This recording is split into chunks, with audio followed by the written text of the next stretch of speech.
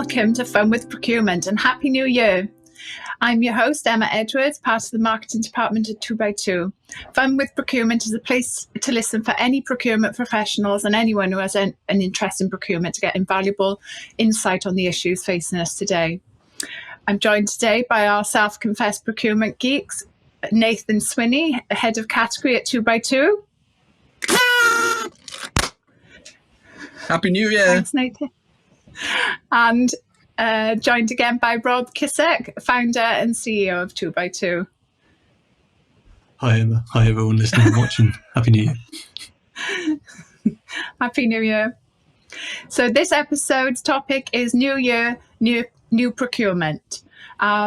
So what do you think about resolutions then? Did you stick to yours last year?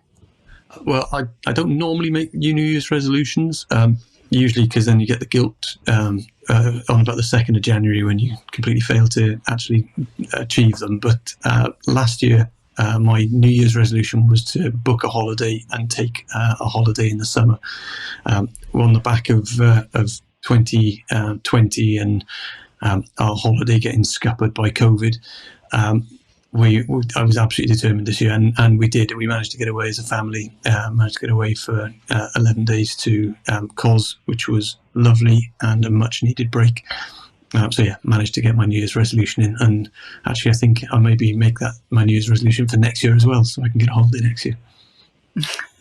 Yeah, sounds like a good idea. What about you, Nathan? Thanks, Emma. I put my resolutions into lockdown as a result of the pandemic. I was going to go on a diet, but I thought that would be cruel and heartless upon myself, having just had 2020 and with food being pretty much one of the few things I look forward to in life. So I thought I would forego my usual I'm going to lose weight this year resolution, knowing full well that as a result of the pandemic, a bowl of ice cream was the only thing that was going to keep me going.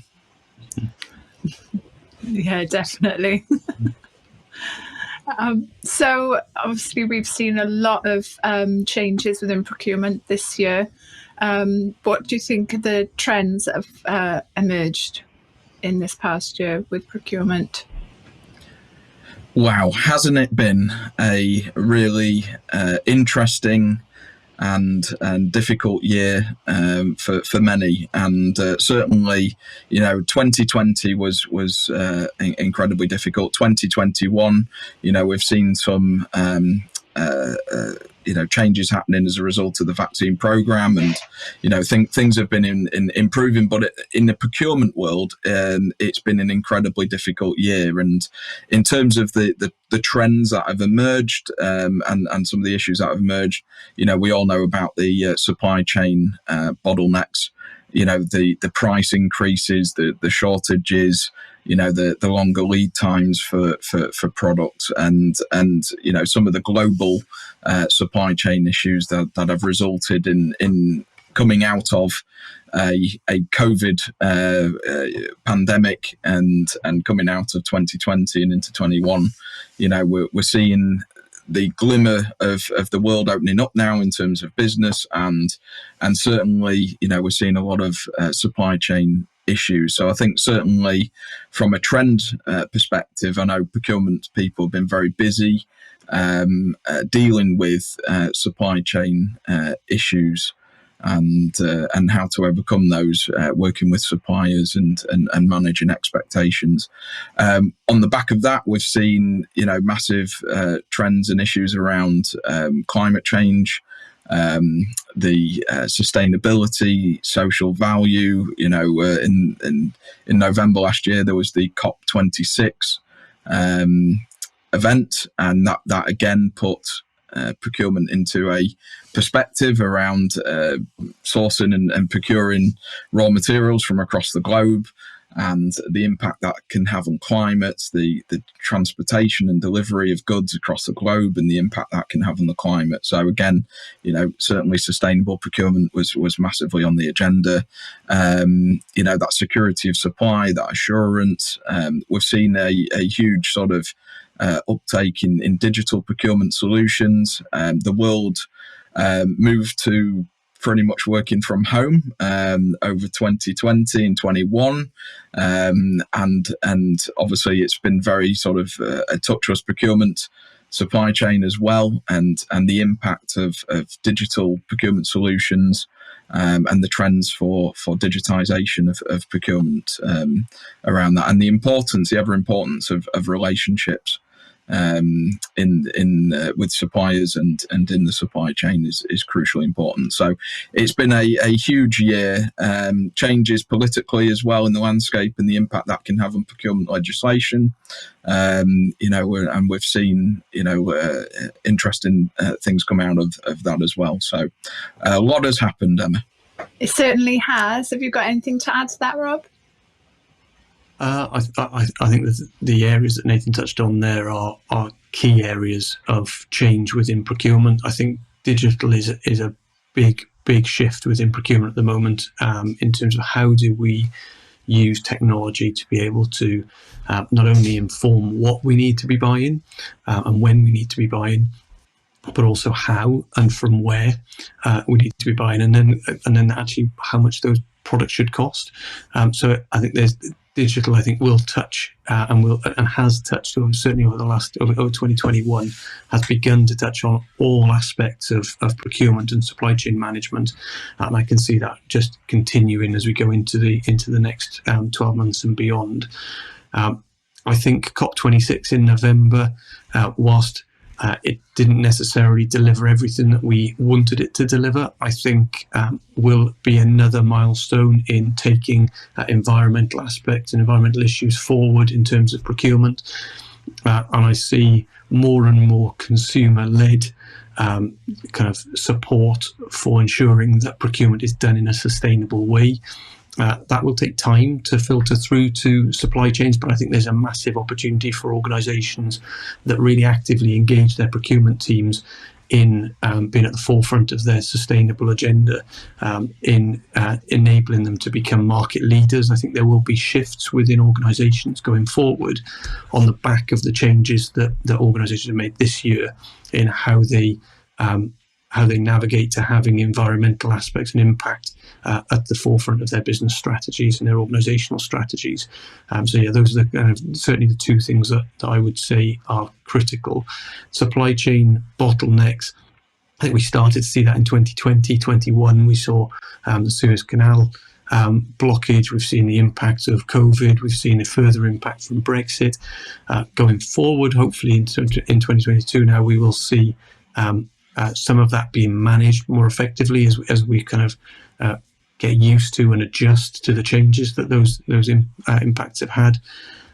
But I think there's been some big shifts around, and there will have been some big shifts around, particularly in global companies, around how they manage their resources more effectively, both the products, the goods and services they're buying, and also their people, to make sure that they've got greater resilience within their supply chains going forward. So I think that's definitely been something which has shifted again this year.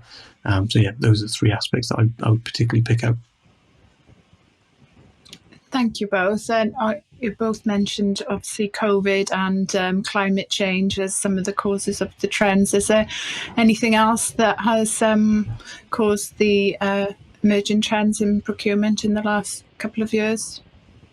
What do you think, Nathan? Yeah, I think procurement is ever evolving, and it's great to see as a procurement professional, procurement being at the centre stage, and undoubtedly, the COVID and the pandemic has had an impact. But what it has done is it's exposed, weaknesses in that globalisation and that global sort of supply chain, and we're now seeing, across the landscape, and this is filtering through to procurement, that sort of globalization versus nationalization sort of agenda. And, it'll be interesting to see over the coming year into 22, how does that impact, as countries sort of are reeling from the pandemic and are wanting to recover, and their economies are wanting to recover. Everybody is competing, and we're starting to see those national nationalisation, national agendas come through, and again, recovery of businesses across the globe. A number of businesses took a hit, in 2020 and 21. And undoubtedly want to recover into this year. And Rob mentioned the price pressure points at the moment, and we saw that in late 21 with energy costs. The energy market, massive hit. And down to the wholesale prices there, and I expect, hopefully the energy market will settle in early this year and certainly into spring. But certainly, price rises, the inflation, the cost of living is all having an impact. And, I think businesses and procurement professionals have, they're continually having to, review their strategies, review their category strategies.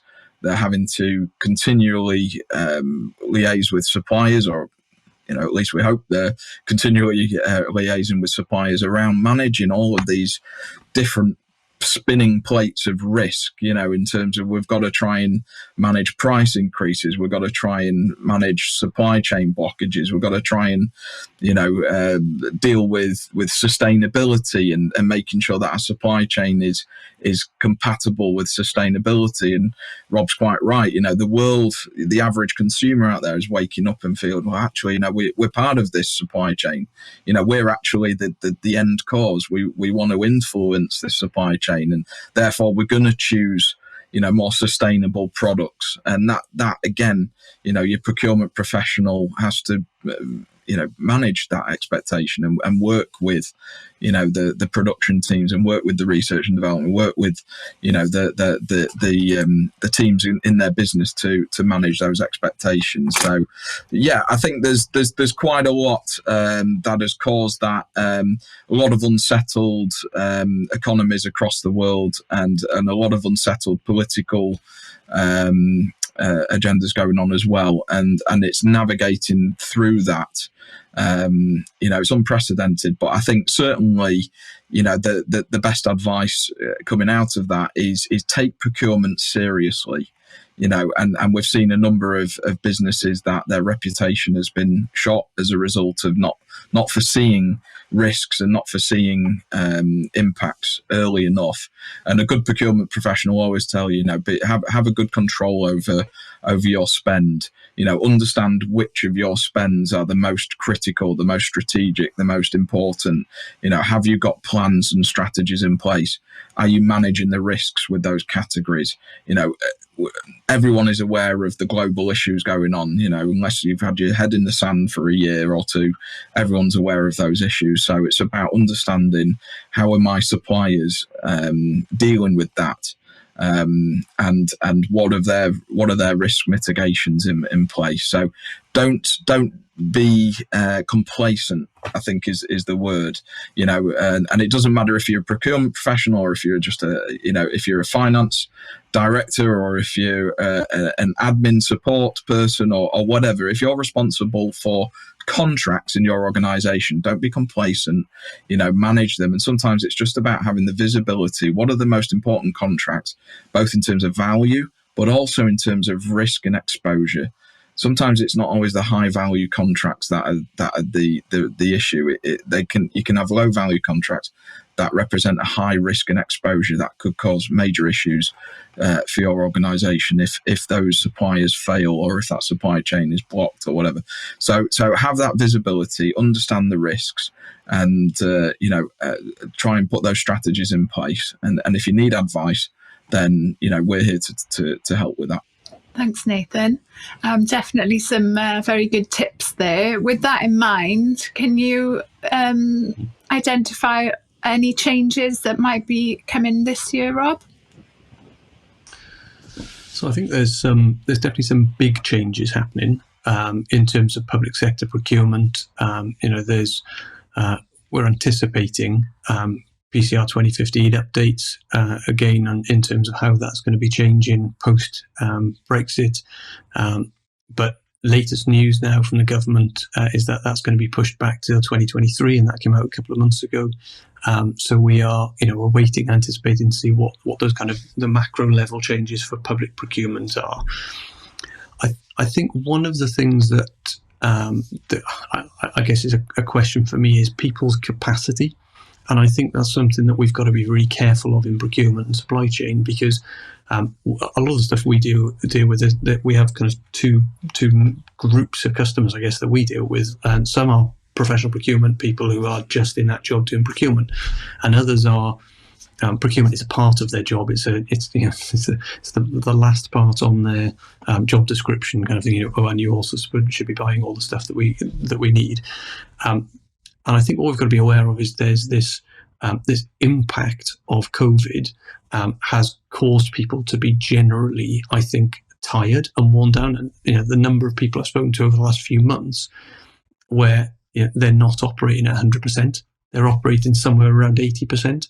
And so I think there is a piece in there around how do we support people and help people to prioritise the right things. And I think that is a real challenge for people generally doing procurement at the moment. My hope is that over the course of this year, people's capacity will get back to where it was previously, and so they'll be able to spend that little bit more time thinking about procurement if that's not their main day job, and also because it's been so busy and people have been shifted around within organisations, etc.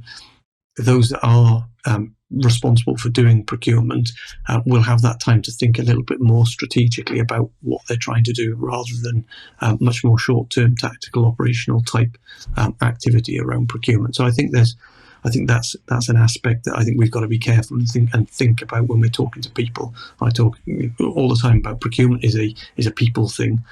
And actually, we've got to make sure we're looking after our people and looking out for our people, not just in our organisation, but the people that we work with as well. So I think that's something that I see hopefully changing, that people will, as it feels, hopefully like it gets back to more normality during the rest of 2022, that people's capacity will improve, and they'll almost have that time to rest and recover from what we've been through, because I don't think we're going to underestimate the impact of that over the last kind of 21 months or so.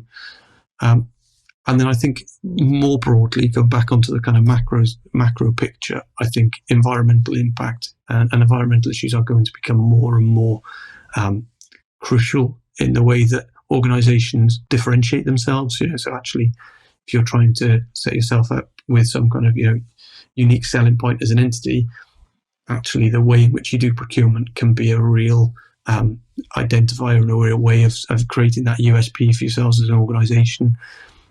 By thinking about the environmental impact and the social value that you create as an organisation, and through the way in which you interact with others as well.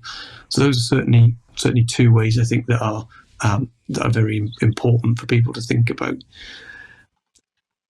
I would say, again, organisations that have been particularly badly impacted by COVID, I'd hope they'd start to see more opportunity to start to think in that strategic and long term. I think we will continue to see over the next kind of 6 months or so organisations that struggle, that have struggled all through COVID, and I think levels of debt within organisations will be a significant factor as well. There is a lot of debt that's been placed in businesses. I think I was reading a statistic the other week, just in South Wales, there's something like £1.7 billion worth of debt has been taken on by businesses in South Wales over the period of COVID. That's an awful lot of debt to carry. And so I think there will be challenges within that, and that's going to create pressure on smaller businesses and local businesses in terms of how do they manage their costs. So I think that, again, is another trend that we'll potentially see over the next few months, and as we move forward into 2022. Absolutely. Thanks, Rob. Nathan, you touched on digitalization. Do you think that will be the main change for the coming year? Yeah, definitely. It's ever evolving, and certainly, I think as we've seen a shift to remote working, we've seen a shift to touchless sort of working in that regard. So, I think certainly digital procurement will enable businesses to create efficiency and effectiveness as to how they procure. And this is off the back of obviously, a lot of organisations having to become more efficient and having to reduce because of, reducing sort of profits and issues with, maintaining that same level of business that they may have had pre-pandemic. So I think certainly digital procurement is one of those areas where certainly I can see that growing over the next year. I think again, as Rob mentioned, supply chain resilience is a key theme, into 22. I don't think we're going to see, the supply chains bouncing back anytime soon. I think, it's going to continue well into 22. And, I think certainly strategies around that and digital procurement can be part of that, is to try and manage that as best as possible and, see the risks up front as much as possible. So, yeah, it's going to be an interesting year. And we'll see what happens over the course of the next few months. It really is, yeah. So how can organisations prepare themselves and keep up to date with the trends? Do you think, Rob? What are the ways they can do that? So I think having kind of looked at the challenges and I think there's a massive opportunity for procurement over the next 12 months. I think we're starting to see that already. Organisations seeing the value of it, and I think I think organisations need to take procurement seriously. I think is the first thing I would say. So you have to have a procurement strategy. Lots of organisations aren't just going to sell their way out of this situation. They're going to have to look at how they're managing their costs as well. I think that's going to be critical for them, and that's certainly something that we see that we're an area we can support with organisations in terms of looking at their cost base and looking at how they can control their costs. That enables them to be able to then resource the potential opportunities and growth that 2022 we feel will have. So I think that's critical. I think that strategy and that planning ahead, understanding where you're spending money, where you need to spend, where's optional, how you can control that. Knowing your contracts and understanding your relationships with your suppliers, I think is critical as well. And I think just looking at how do you leverage what you spend and where you spend it. So making the most of that, both in terms of creating value for yourselves, but also creating value for others. And there's opportunities within that as well, as I said earlier, around differentiation in terms of making yourself stand out as a business by being that. And I've talked in previous podcasts about us looking at, we're in the process of becoming a B Corp. And that for us is a way of differentiating ourselves and saying, we have a purpose which is beyond profit, and actually as part of that purpose, there are environmental aspects to that. There are social value aspects to that in terms of how we conduct ourselves as an organisation, who we want to engage with as an organisation.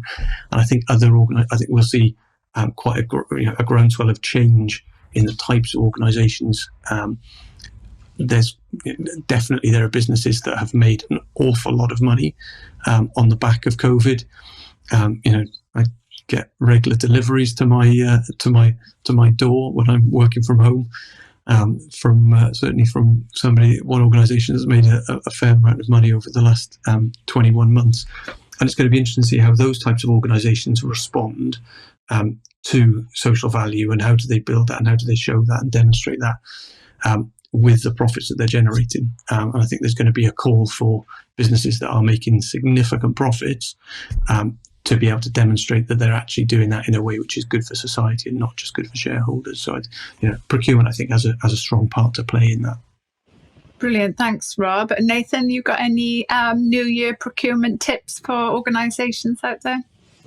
Yeah, absolutely, Emma. I think, Rob's covered quite a few good things there. I think for me, I would advise take an honest look at your procurement maturity. Doesn't matter whether you're a small business, whether you're a single primary school, whether you're a large business or a multi-academy trust, whatever size organization you are, take an honest view. There's an opportunity. We often say new year, new opportunities. As Rob says, don't underestimate procurement. Take it seriously. The impact it can have. Particularly when it comes to certain core categories of procurement. I give one example, which is if you're a school and there's a potential supply chain issue with your school catering provider, that has the potential to shut you down, for a week if there is issues there. So take procurement seriously, as Rob said, and have an honest look at what is our procurement maturity. One of the things that we do with organisations is we help to do an assessment on procurement maturity across various different aspects of procurement.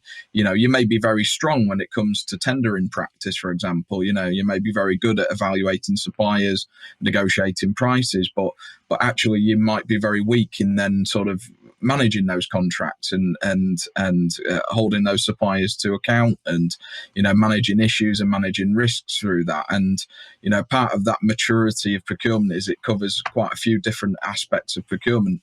As mentioned, social value and sustainability is going to be increasingly important, particularly from the perspective of the consumer and the service users of the services that are provided by various organisations. That they're going to want to know where things come from. They're going to want to know how have they been ethically sourced. And I think, again, that's about taking an honest look at the supply chain and going, okay, what are the type of suppliers we're working with? Where are we sourcing these goods and services? Where are they sourcing these goods and services? And so I think there's quite a lot to look at. But take the new year, take it as a new example, and I often say, eat an elephant a slice at a time. Just do a little thing. The first thing you could do is just compile a list of all your contracts and understand from that then what's the value of those contracts, when do those contracts expire. So we have a great contracts register tool. It's online, it's very easy to use,